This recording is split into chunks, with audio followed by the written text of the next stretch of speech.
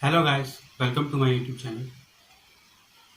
आज के इस वीडियो में हम बात करेंगे सीक्वेंस एंड सीरीज के बारे में। लास्ट कुछ वीडियोस में कमेंट आ रहा था कि जितने भी टॉपिक्स बचे हुए हैं उनको भी पढ़ाने के लिए बोला जा रहा था मुझे। तो चूंकि बीएचयू ने ऑफिशियली अनाउंस कर दिया है कि एंट्रेंस डेट्स जो हैं वो 16 अगस्त से लेकर के 29 अगस्त के बीच में होंगी। मतलब जितने भी एंट्रेंस हैं वो 16 अगस्त से लेकर के 29 अगस्त के बीच में होंगी। तो इस हिसाब से अप्रॉक्सीमेटली आपको 45 डेज मिल जाते हैं। तो इसलिए मैं आपको ये चैप्टर पढ़ाने जा रहा हूँ और जितने भी चैप्टर्स अभी तक मैंने नहीं पढ़ाए हैं पूरा ट्राई करूंगा कि उन सभी चैप्टर्स पर मैं आपको वीडियो दे दूं। साथ ही साथ जो भी पास्ट ईयर में क्वेश्चंस आए हुए हैं उनको भी सॉल्व करा दूं। तो आइए चलिए वीडियो स्टार्ट करते हैं।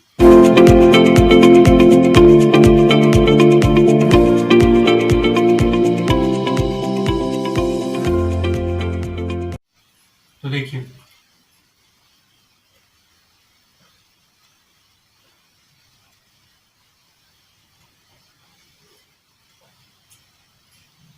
सबसे पहले हम ये जान लेते हैं कि सीक्वेंस एंड सीरीज होता क्या है अलग अलग। तो देखिए, सीक्वेंस जब भी हमारा terms A1, A2, A3, AM के फॉर्म में लिखा होता है इसको हम बोलते हैं सीक्वेंस।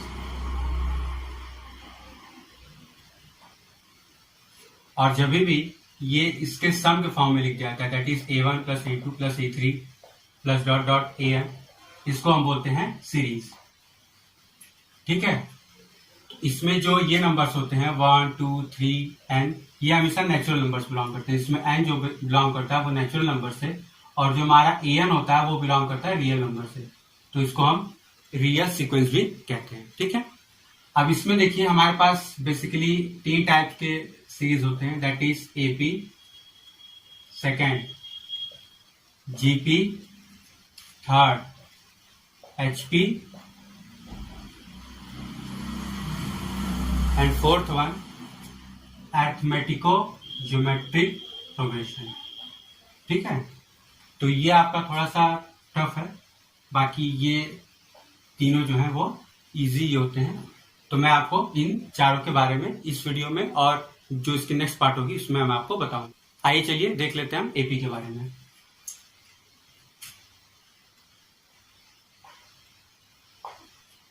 देखिए, एपी में क्या होगा कि मान लीजिए हमारे पास कोई टर्म्स दिए हुए हैं A1, A2, A3 dot dot AN। तो इसमें हमें पता है कि सबसे बेसिक प्रॉपर्टी ये होती है कि कॉन्जिक्यूटिव टर्म्स का डिफरेंस हमेशा बराबर होता है। ठीक है, और ये बराबर होता है D, जिसको हम बोलते हैं कॉमन डिफरेंस। और इसका जो nth टर्म होता है वो होता है A plus n-1 into D। इसका जो सम ऑफ n टर्म्स का फॉर्मूला होता है वो भी आपको पता है that is n/2 2a plus n-1 into D। ठीक है, या इसको हम इस तरीके से भी लिख सकते हैं n/2 upon a plus an। ठीक है, यह आपका जनरल जो हमें मालूम है वो बातें होंगी। अब देखिए, ये तो हमारा वो पार्ट हो गया जो कि सबसे होता है बेसिक। अब हम देख लेते हैं थोड़ा सा चूजिंग टर्म्स। जैसे मान लीजिए कि हमारे पास कोई एपी दिया हुआ है, ठीक है, और हमें दे दिया गया है कि उसके 4 टर्म्स का या 3 टर्म्स का सम इतना दिया हुआ है। तो देखिए, अगर हमारे पास नंबर ऑफ टर्म्स 3 हैं, 4 हैं, 5 हैं, इसी तरीके से जो भी दिए रहेंगे, तो अगर हमारे पास नंबर ऑफ टर्म्स 3 हैं तो वो कॉन्जिक्यूटिव टर्म्स हम चूज करते हैं A प्लस G, A और A माइनस D। इसमें जो कॉमन डिफरेंस होता है वो D का होता है। अगर नंबर ऑफ टर्म्स हमारे पास 4 है, ठीक है, तो उस कंडीशन में हम यूज करते हैं A minus 3D, A minus D, A plus D, A plus 3D। इसमें जो हमारा कॉमन डिफरेंस होता है वो होता है 2D का। इसी तरीके से अगर हमारे पास 5 है तो A minus 2D, A minus D, A plus D और A प्लस 2D। तो इसमें ध्यान देने वाली बात यह है कि अगर हमारे पास नंबर ऑफ टर्म्स ऑड है, ठीक है, 3 या 5 है, तो जो डिफरेंस है वो भी ऑड डी का यानी 1D का है। और अगर हमारे पास नंबर ऑफ टर्म्स इवन है तो हमारे पास जो डिफरेंस है वो भी क्या है, 2D का यानी इवन कॉमन डिफरेंस का है। ऐसा हम यूज करते हैं इसलिए ताकि हम जब इन तीनों का सम करें तो हमारा एक वेरिएबल ऑटोमेटिक एलिमिनेट हो जाए। जब भी सम करेंगे तो डी से डी कैंसिल, यहाँ भी पूरा डी कैंसिल, यहाँ भी पूरा डी कैंसिल, तो हमें क्या होगा, सॉल्व करने में इसको आसानी होगी। अब हमारे पास आता है, मान लीजिए कि हमने A1, A2, A3 dot dot dot AM ये कर लिया और हमसे पूछता है nth टर्म फ्रॉम n।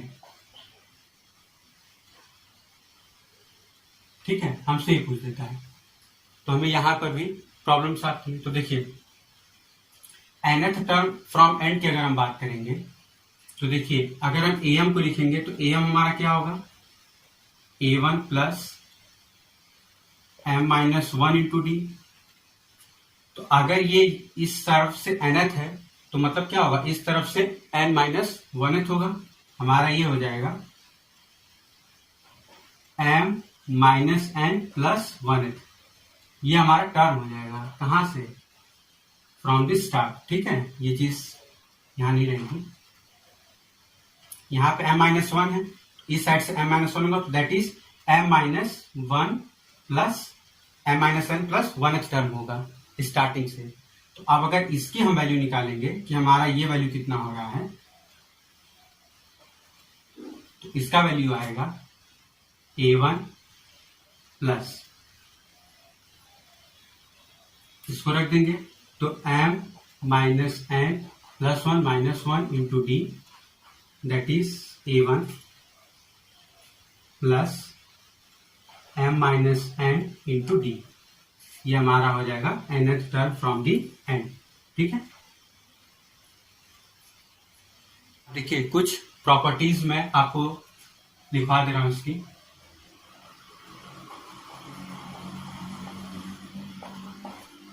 जिसमें पहला है कि अगर किसी एपी के हर एक टर्म को किसी नॉन जीरो कांस्टेंट के से मल्टीप्लाई या डिवाइड करते हैं तो उसका जो कॉमन डिफरेंस होता है उसमें भी करस्पॉन्डिंग के से मल्टीप्लाई या डिवाइड होता है, और जो नई सीरीज बनती है वो भी एपी ही रहती है। मान लीजिए कि हमारे पास A1, A2, A3 कोई एक सीरीज है जो कि क्या है, एपी है। तो अगर हम हर एक टर्म में के से मल्टीप्लाई या डिवाइड करते हैं जो कि नॉन जीरो है, तो हमारा जो इसका डी है यानी A2 माइनस A1 बराबर जो डी है, जब हम इसमें के से मल्टीप्लाई करते हैं तो हमारा जो डी डैश होगा वो हो जाएगा पहले वाले के कॉमन डिफरेंस इंटू डी, और अगर के से डिवाइड करते हैं हर एक टर्म में तो हमारा डी डैश हो जाएगा डी बाई के। ठीक है, ये पहली प्रॉपर्टी है। दूसरी, हमारे पास मान लीजिए कि ये दिया हुआ है A1, A2, A3 dot dot AN, ये हमें दिया हुआ है। तो देखिए शुरुआत का मतलब एंड से फर्स्ट और स्टार्ट से फर्स्ट का जो सम होता है वो हमेशा कांस्टेंट होता है। मतलब कि जैसे ये वैल्यू और इस वैल्यू का sum, that is A1 plus AN का जो सम होगा वो बराबर होगा A2 प्लस AN माइनस 1 की। मतलब इसका और इसका सम बराबर होगा इसके सम के, और यहाँ पे अगर हमारा AN माइनस 1 है तो इसके सम की। इसी तरीके से बराबर होगा A3 प्लस AN माइनस 2 की। ठीक है, ये चीज हमेशा कांस्टेंट रहती है। तीसरा, हमारा जो nth टर्म ऑफ एपी होता है वो हमेशा AN प्लस B के फॉर्म का ही रहेगा। मतलब कि nth term of an AP n में हमेशा लीनियर रहेगा। अगर वो n में लीनियर नहीं है, क्वाड्रेटिक या कुछ भी है, दैट मीन्स कि वो एपी नहीं है। एपी होने के लिए ये जरूरी है कि उसका जो nth टर्म है वो n में लीनियर हो, और इसके साथ साथ जो n का कोफिशिएंट होगा दैट इज a, वो बराबर होगा उस एपी के कॉमन डिफरेंस के। ठीक है, अगले देखिए जो हमारे पास है property last, that is sum of n terms of AP जो होता है वो हमेशा an स्क्वायर प्लस bn के फॉर्म का होगा, जहां पर कॉमन डिफरेंस जो होगा वो 2 टाइम्स कोफिशिएंट ऑफ n होगा। तो अगर हमारे पास कोई भी एपी दी हुई है इस तरीके से, मतलब कि सम की वैल्यू इसकी अगर इस फॉर्म में दी हुई है और आपको फर्स्ट टर्म दिया हुआ है और आपको यहाँ पर ए और बी की कोई इंटीग्रल वैल्यू दी हुई है, तो आप वहां से डी की वैल्यू निकाल करके एपी फॉर्म कर सकते हैं। ठीक है, अब बात कर लेते हैं हम अरिथमेटिक मीन के बारे में। देखिए, मान लीजिए हमारे पास कोई ए नंबर दिया हुआ है और उस A1, A2, A3, A4 dot dot AN दिया हुआ है और B दिया हुआ है। मतलब कि हमारे पास A1 और A और B के बीच में n number of arithmetic means दिए हुए हैं। ठीक है, तो जब भी ऐसा होता है तो हम उसका जो कॉमन डिफरेंस होता है वो निकालते हैं first term minus last term divided by number of terms plus 1। ठीक है, क्योंकि यहाँ पर नॉर्मल सा रूल लगता है कि ये टर्म्स पूरे n है प्लस 1 प्लस 2, यानी total number of terms n plus 2 हो जाते हैं। तो हम जो nth टर्म का फॉर्मूला आता है वहीं से ये चीज निकालते हैं, ये आपका हो जाता है। और अगर a और b के बीच में कोई एक अरिथमेटिक मीन a है तो उस a की value a plus b upon 2 होती है। तो अगर इसी तरीके से हमारे पास A1 plus A2 plus A3 plus A4 dot AN number of terms हैं तो इनका अरिथमेटिक मीन क्या होगा? इन सबों का सम डिवाइडेड बाय n। ठीक है, अब देखिए हमारे पास कुछ स्पेशल टाइप के न्यूमेरिकल्स होते हैं जिनके बारे में मैं आपको बता दे रहा हूं। उनको लगाने के शॉर्टकट मेथड क्या है। ट्रेडिशनल जो मेथड है वो आपको बुक्स में मिल जाएगा, शॉर्टकट क्या है वो मैं आपको बता देता हूं। जैसे देखिए हमारे पास दिया हुआ question, the ratio of sum of n terms of 2 APs is 7n plus 1 is to 4n plus 27. Therefore find the ratio of their mth terms. देखिए क्वेश्चन दिया हुआ है Sn upon S dash n is equal to 4n plus 1 upon 7n plus 1 upon 4n plus 27। ये हमें दिया हुआ है, हमसे पूछ रहा है कि हमें वैल्यू निकालनी है am upon a dash m की। तो हमारे पास जो फॉर्मूला होता है ट्रेडिशनल जो है मेथड, वो तो हमें पता ही है, हमें बुक्स में मिल जाएगा। इसको लगाने का एक शॉर्टकट फॉर्मूला होता है, वो ये होता है कि आपको कुछ नहीं करना है। अगर आपको ये चीज दी हुई है दो अलग अलग एपीज का और आपको उनके mth टर्म्स निकालने हैं, तो आपको n replace by 2m minus 1 कर देना है इस इक्वेशन में। ठीक है, तो अब इम्प्लाई कर देते हैं am upon am dash is equal to 7 into 2m minus 1 plus 1 upon 4 into 2m minus 1 plus 27। This is equal to 14m minus 6 upon 8m plus 23। ये हमारा क्या हो जाएगा? am upon a dash m की value.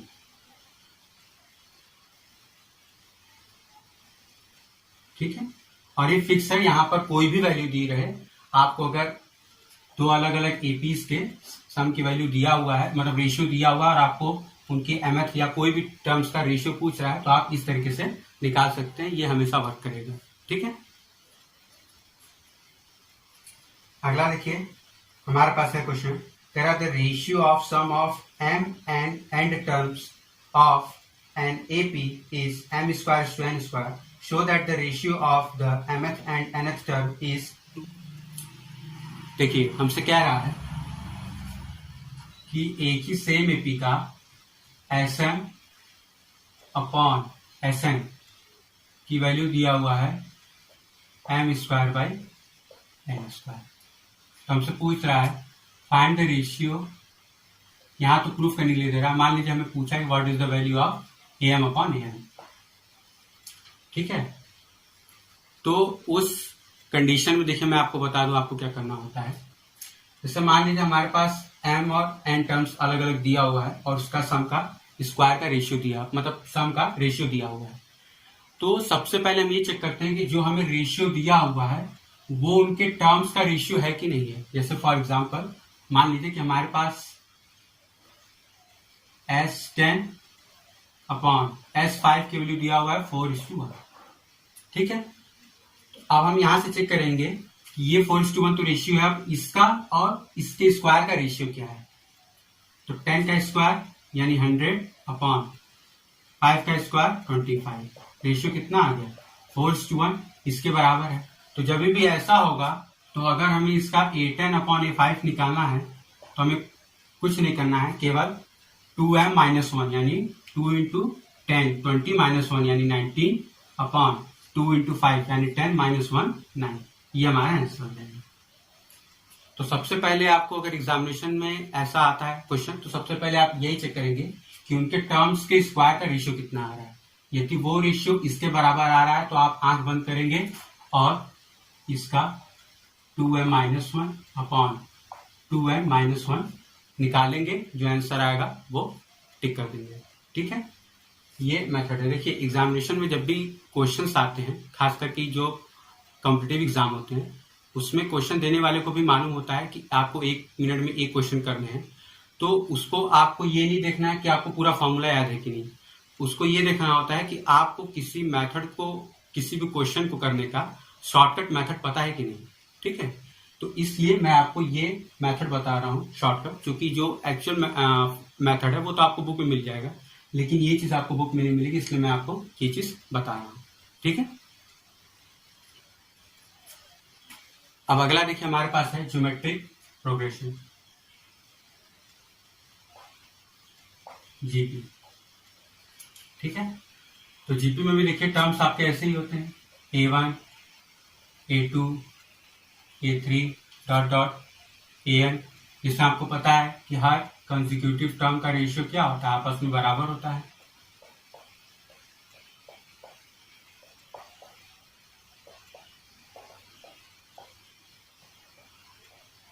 और इसी को हम बोलते हैं कॉमन रेशियो R। इसका जो nth टर्म होता है वो होता है A into R to the power n-1।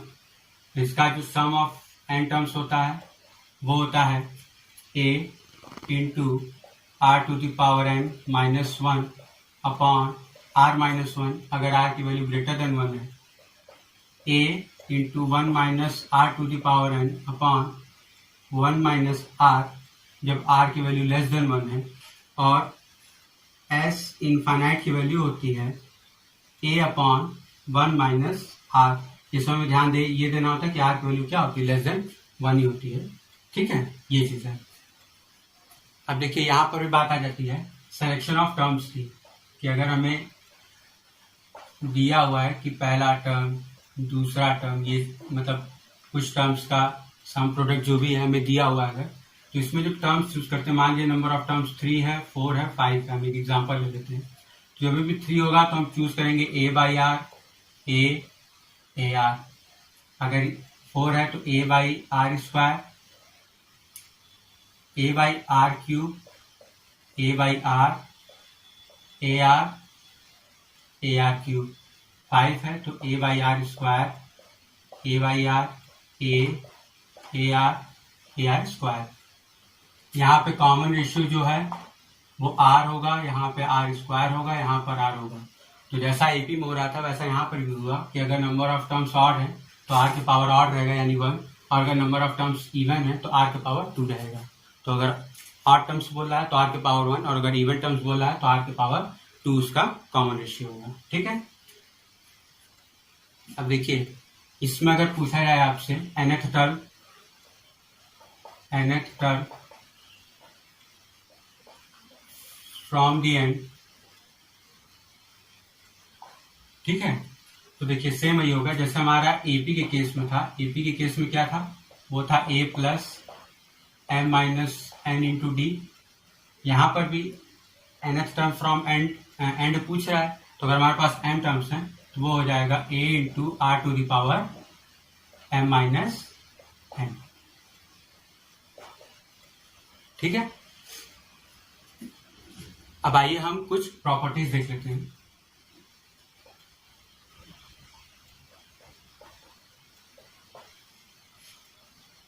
पहला बोल रहा है कि अगर हमारे पास a r square dot dot a r to the power n minus 1 ये हमारा जीपी में है, तो अगर हम इसके ईच टर्म का रेसिप्रोकल कर दें तो वो भी क्या होगा, एक जीपी होगा। जाहिर सी बात है कि 1/a 1/ar 1/ar square 1/ar to the power n minus 1, ये भी क्या होगा, जीपी में ही होगा। यहाँ पे इसका कॉमन रेशियो की वैल्यू r होगी, यहाँ पर इसका कॉमन रेशियो की वैल्यू 1/r होगी। ठीक है, दूसरा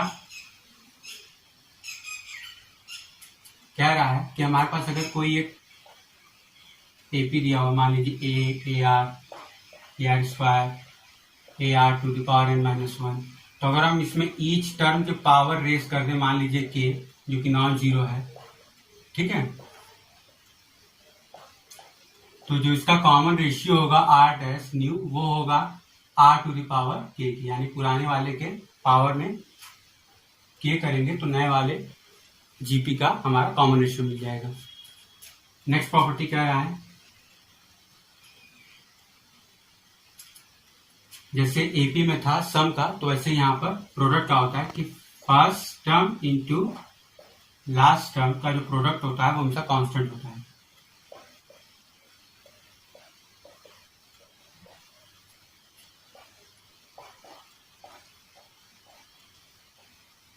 ठीक है, ये हमेशा कांस्टेंट होता है। चौथा कह रहा है कि अगर a1 a2 a3 dot dot dot are in GP, अगर ये जीपी में है तो log of a1 comma log of a2 log of a3 ये सभी क्या होंगे, एपी में होंगे। और ये वाइस वर्सा है, मतलब कि अगर ऐसा है तो ये इंप्लाई होगा और अगर ये चीज है तो ये इंप्लाई होगा, दोनों एक दूसरे को इंप्लाई करते हैं। ठीक है, अब देखिए बात कर लेते हैं आप ज्योमेट्रिक मीन के कुछ प्रॉपर्टीज के बारे में। ठीक है, या हम कर ली ज्योमेट्रिक मीन के बारे में। तो अगर हमारे पास जी ज्योमेट्रिक मीन है बिटवीन ए एंड बी, ठीक है, ए एंड बी के बीच में अगर हमारा ज्योमेट्रिक मीन है जी, तो जी इज इक्वल टू हमारे पास होगा रूट ओवर ए इंटू बी। ठीक है, ये हमारा हो गया। अब अगर मान लीजिए कि हमारे पास ए और बी के बीच में n number of geometric mean lie करते हैं, तो उस कंडीशन में जो उसका कॉमन रेशियो होता है आर, वो होता है बी बाई ए की होल अपॉन 1/n+1। अब जब इसमें लॉग लेंगे तो आपको ये दिखेगा कि ये एकदम सेम वैल्यू है। जैसे मान लीजिए log R is equal to ये 1/n+1 हो जाएगा और ये हो जाएगा log B minus log A. और अभी मैंने आपको बताया कि अगर ए और बी आपस में क्या है, जीपी में है, तो लॉग ए और लॉग बी क्या होंगे, एपी में होंगे। और यही चीज मैंने वहां पर भी आपको दिखाया था कि last term minus first term upon n+1 और लॉग आर क्या होगा, डी की जगह देगा। ठीक है, तो ये चीज हो जाती है आपकी। अब दूसरी जो एक है प्रॉपर्टी वो ये होती है कि g to the power n is equal to root A B to the power. अब देखिए एम और जीएम के बीच में जो प्रॉपर्टीज होती हैं बहुत ही इंपॉर्टेंट, जो कि एग्जाम में कभी कभी डायरेक्ट पूछ दी जाती हैं, उसके बारे में बात कर लेते हैं। तो एम एंड जीएम प्रॉपर्टीज, कभी कभी एग्जाम्स में इन प्रॉपर्टीज पर डायरेक्ट आ जाते हैं क्वेश्चन, मतलब प्रॉपर्टी पूछ ली जाती है और आपको वहां पे ऑप्शन दे दिया जाता है। जैसे पहला है प्रॉपर्टी कि अगर A B M and G B G M of A comma B greater than 0, ठीक है, दोनों की वैल्यू क्या है, ग्रेटर देन 0 है। तो अगर ए अर्थमेटिक मीन है और जी जो है ज्योमेट्रिक मीन है, तो पहला ये होता है कि अर्थमेटिक मीन हमेशा ग्रेटर होगा ज्योमेट्रिक मीन के, ठीक है। और एक ही केस में इक्वल होगा जब 1-1 की हो सीरीज चल रही, ठीक है। दूसरा,